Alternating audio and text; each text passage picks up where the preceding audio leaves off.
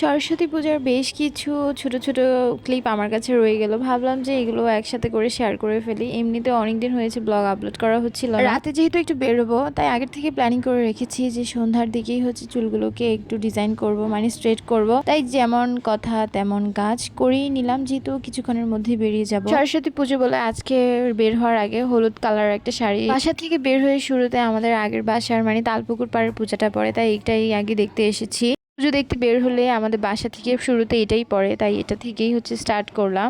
দেন আস্তে আস্তে একটা দুইটা করে শুরু করলাম। মূর্তিগুলো বেশ সুন্দর করেছে, যদিও কালকে আবার ট্রাক মিছিলের একটা ঝাঁকজমক ব্যাপার স্যাপার আছে, তাই আজকে সবগুলো না দেখলেও প্যারা নেই। কালকে ট্রাক মিছিলে সব মূর্তিগুলো একবারে দেখে নেব। আর সব পুজোর মধ্যে তো এখন এই মরিচা বাতিগুলো থাকেই, যেগুলোর কারণে হচ্ছে একটা সৌন্দর্য থাকে রাস্তা বা অলিতে গলিতে সব জায়গায়, মানে একটা ভাইবস থাকে অন্যরকম। আমার এই ব্লাউজটা ইন্ডিয়া থেকে নিয়ে এসেছিলাম। এই ব্লাউজের ডিজাইনটা অনেক সুন্দর। এটা একটু লুজ হয় বিদায় এতদিন পরিনি, বাট এখন একটু ফিটিংস করে নিয়েছি। আর হলুদের সঙ্গে এই নীল কালার ব্লাউজটা বেশ সুন্দর লাগছিল। চুলগুলো একটু ছেড়েছিলাম, ভাবলাম যে যখন প্যান্ডেলে যাব ছবি ওঠার আগেই চুলটা ছেড়ে দেব। সাথে পরেছিলাম হচ্ছে মেরুন কালারের একটা ঝুমকা।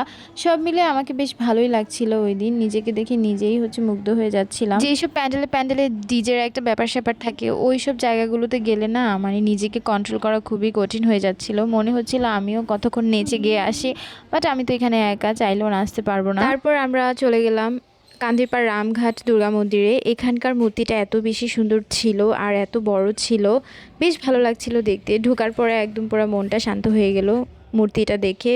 বেশ সুন্দর করে ওরা প্যান্ডেল করেছে।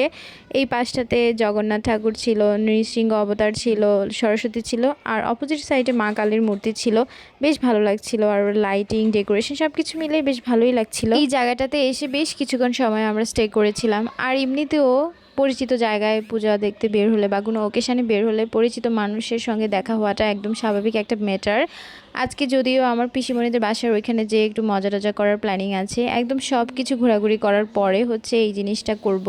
কারণ দেখা যায় পিসিমণির বাসার নিচে যেহেতু একটু পূজা টুজার আয়োজন হয়, তাই ওইখানেই হচ্ছে আমাদের নাচ গানের মজাটা বেশি হয়।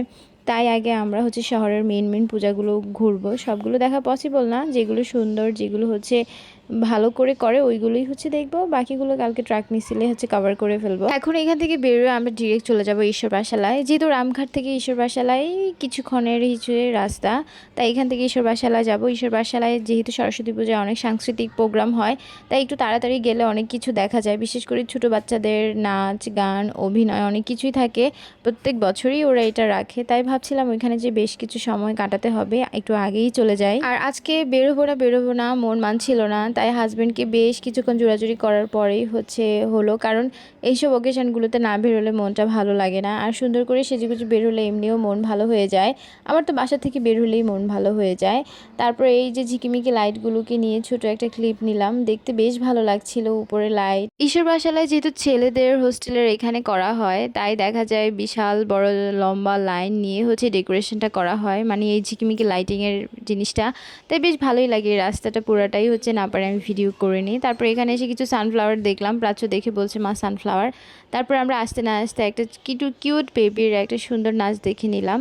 তারপর নাচটা শেষ করে কিছু অভিনয় দেখে দেন আমরা চলে আসলাম ছবি ওঠানোর এখানে। এখানে যেহেতু ভিড় ছিল, তাই বেশ কিছুক্ষণ ওয়েট করতে হয়েছে। তারপরে আমরা লাইন পেয়েছি ছবি ওঠানোর জন্য। এখান থেকে বেশ কিছুক্ষণ সময় কাটানোর পরে যখন একটু সামনে এগিয়ে গেলাম, তখন দেখি পিসিমণিদের দেখা পেয়ে গেলাম। তো তারপরে ওদের বাসার নিচে চলে আসলাম ওদের সঙ্গে।